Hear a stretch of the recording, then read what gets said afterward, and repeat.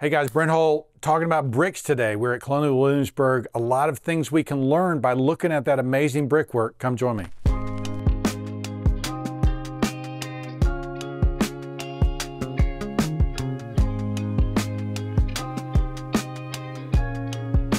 Brickwork's a fun thing to talk about because there's so much opportunity for us today to build better. There's a couple books I'd like you guys to be aware of. Peter Harrison, I talked to you about his fence book. Well, he also did one on bricks and historic bricks and their laying up and their patterns and different things like that that you'll see in this book, even caps and cut stone pieces as they go. A bunch of great research in this book. Also just books like this, English Precedent for Modern Brickwork, are examples of historic buildings with brickwork and kind of how they do them. What I learned from going to Colonial Williamsburg is we are not using bricks the way we used to. The variety, the joy, the craftsmanship of brickwork has been kind of lost because the manufacturing facility is way over here, the craftsman who does the work here, and they're no longer tied together, whereas in colonial times, the brick layer was oftentimes the brick maker, and he would mold and shape, and you would talk to him like you would be talking to a woodworker, make this custom shape, make this custom detail, or more things were available back then to do interesting stuff. Okay guys, I'm in the front of the court building, and again, we're just looking at details, we're getting inspired. The court basically was where people were tried, where just like we have courts today. This was a rebuilt building, okay? So this is not an original building, but there was a building like this here. We'll talk a lot about brickwork, and I'll say brickwork probably 200 times, but it's important because what you're looking at is you're looking at molded brick. Now these are handmade bricks. Handmade bricks are, you know, obviously a pre-industrial detail. They end up being more open. You see this kind of open grain to them. And so they're not perfectly formed. You go to Victorian houses, and because of industrial press and everything, they were able to push the clay through tighter compression and get the air out of them. And so they're not as open and wrinkly as these bricks are. Further, these bricks are molded. Notice that the shape of this cap right here is basically a big half moon, like a big piece of cheese cut in half, kind of laid on top of there. And then you've got these molded bricks making this out. There's a lot of molded bricks here. Even that little shield up there is molded brick, okay? So there's just a bunch of really cool detail here. Neglected to mention that a lot of our famous heroes were here, Thomas Jefferson, George Washington. The Stamp Act, right? We were trying to control what we were taxed from Britain, was denounced here by Patrick Henry. There's a lot of great history that happened here. There's a Secretary's building over there, and you're gonna see a pediment made in brick, okay? Molded brick pediment with gauged brick arch over top that supports. And you'll see this amazing brickwork with this center door here. I've talked to you guys before about bonding patterns, okay? And the bonding pattern is how a wall is weaved together and how it's bonded together. So you would actually have, in a brick wall, you'd actually have widths of bricks. And so typically 3 widths, okay?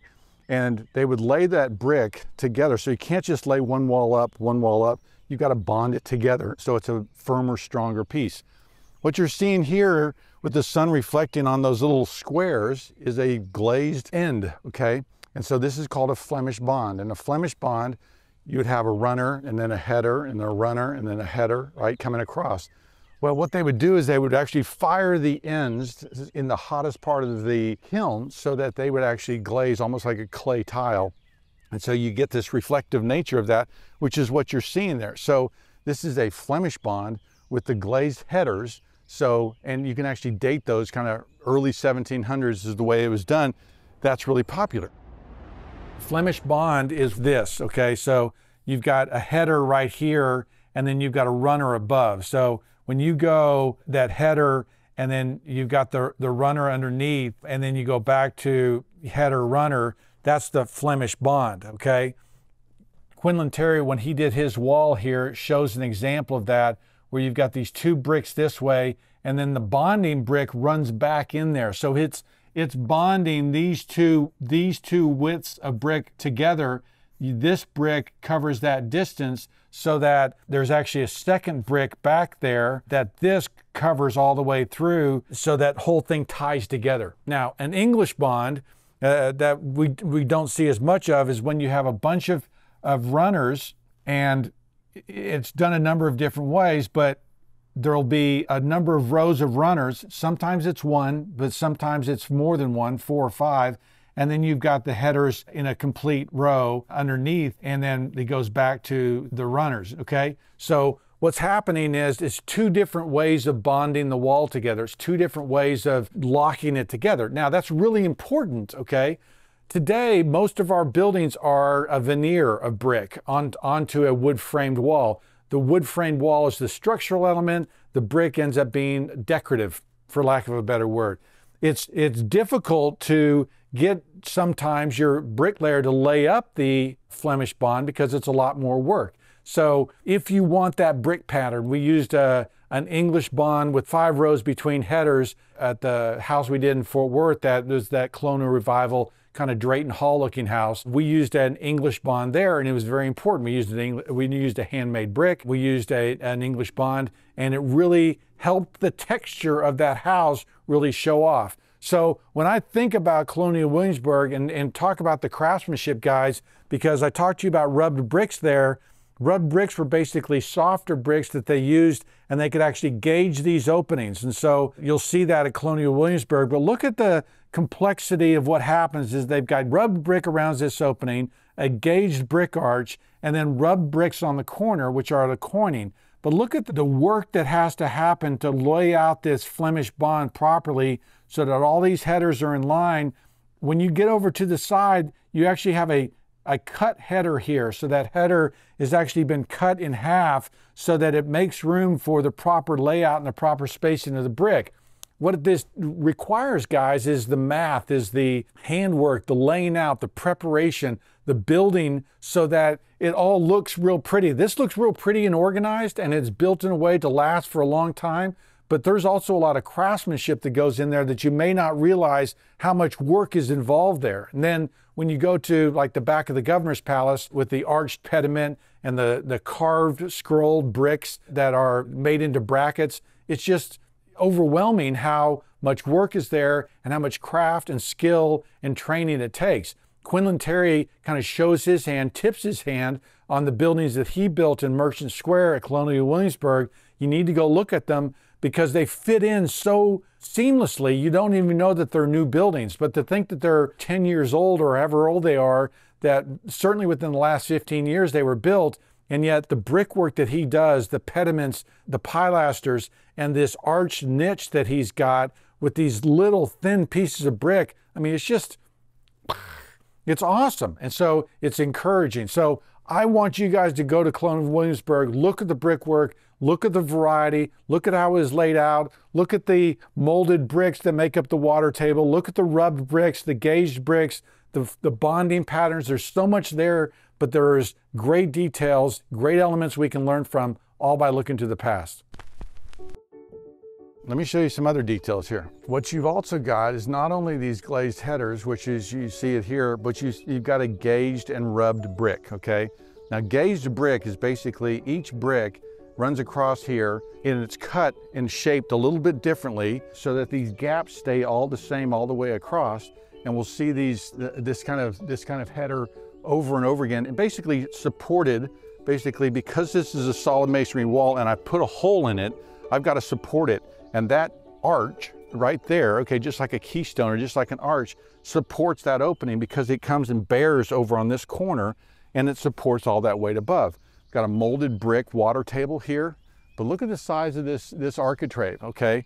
So I've got an architrave. Architrave means king beam, okay? That's the main beam that goes across an opening, that spans an opening, that carries it, okay? That is probably a 6, maybe a 7-inch wide architrave, okay? And I've talked to you about the proportion and scale of all these things, but that is a real pretty one. And in colonial buildings, you'll oftentimes, instead of just having a brick mold, which is a later detail, they actually have the full architrave, which is what you're seeing here. So a bunch of really great details all in this building, great brick details that are beautiful and you should copy. Brickwork wasn't just something that they would throw up. And what you'll see is on these buildings, another regionalism thing is where the chimney actually kicks away from the gable end and is separated. There's a gap that you'll see there at the top of the buildings, but a lot of these brick chimneys aren't touching the building at the top, and it's kind of a regional issue that manages water and manages a bunch of things. Look at the glazed headers that kind of go up and form that little arrow, then that form up as this chimney drops down. Those glazed headers step in there, and they are kind of a decorative, fun detail that's really beautiful. Here we see a side view of that molded brick, that same molded brick we saw at the courthouse. Kind of a unique detail with the molded brick cap. A very pretty way to finish a wall. This is that rubbed brick, okay? So basically what you would do is once the brick was coming out, they would actually take and they would have the really hard piece and they would rub this brick down so that that glazing, that color is kicked off it. And then I've now got coining here. You see the coining, the long piece, short piece? This is weaving that wall together, and they're highlighting that kind of thing. They've done the same thing with that coining around the window, okay? Where you've got this rubbed brick coining going around the window, and here's my jack arch. Look how thin those mortar lines are. Where you got the handmade brick, the mortar lines are what, 3/8 of an inch, and they're struck with that striking tool. I've heard it called a grapevine joint. John Milner told me that that was a grapevine joint, so I'm gonna go with John Milner. So this is the Cole House. It's in 1812, okay? And what period is that? Not Georgian, but yes, Federal, that's correct. But look at the differences you see, okay? We don't have the gauged brick arches there. We actually have a stone with the keystone detail. But notice it's splayed to carry the weight. So we have solid masonry walls. We still have the Flemish Bond, but we don't have the glazed headers. So it doesn't stand out as much, okay? They didn't strike the joints the same way. Look at my architrave, okay? My architrave is much thinner here. So that other architrave in that building was, 7-8 inches wide. This one's like 4, okay? And that's one of the things you'll see. And if you look at the cornice on this building on this other side, there's actually a little dental in there. It's a little weaved fretwork dental on that other side. Again, a daintier detail. So you'll see the differences on this house. You kind of walk up, there's elliptical, there's a fan light over top of it. All things that were done kind of in that later era, but here's a federal building. I'm not sure why it's here because they're trying to stamp it in the colonial times, but we do have a federal building here. It's very interesting to see the differences between those heavy Georgian things and now this lighter federal thing. Pretty cool. One of the things you'll notice at Colonial Williamsburg is that there is a hierarchy of materials. Brick buildings, because they require the most work, because they require building a kiln, because there was rubbing brick and molded bricks and everything else, they're the most elevated. The nicest buildings at Colonial Williamsburg are made of brick. One of the other secrets to the way they built back then is lime mortar, okay? So the mortar that holds these bricks together, notice that it's a white sand as opposed to a gray Portland sand. And one of the big mistakes, one of the big no-nos in preservation is to use Portland cement when you're mixing mortar in walls like this. Now, lime is like the Portland. Lime is the cement that kind of holds the mortar together. And it's soft, okay? It's softer than a Portland cement, which has cement in it. What happens is in historic buildings is if you go back and repointed this wall with cement, the cement would be harder, the Portland cement mortar would be harder than the bricks, and the brick face actually, when it goes through freeze-thaw cycles, will actually pop off. It's called spalling. And so you have to be very careful about using that. The other thing is that Portland cement is so strong. If you have a big wall today, a long wall made at schools and stuff like that, they actually have to put control joints into the walls because it's so stiff, okay? When you do lime mortar walls on big walls like that, it expands and contracts and you don't have to put a control joint in it. So there's a lot of advantages to using this lime mortar. It's historic, it's softer, it's more malleable, it's not as stiff and as hard as concrete, and it allows the bricks to live longer. So realize too that lime mortar used back then is the sacrificial material that allows these walls to last a very long time. So Colonial Williamsburg, it's a smorgasbord, it's a wonderland, it's Disney World, it's for builders and for craftsmen and for design lovers of beautiful things. And so you need to go there. Today we're just talking about brickwork, one of the many things we'll talk about in this upcoming episode, but so much stuff to learn from the past. I'm Brent Hull, thanks for watching.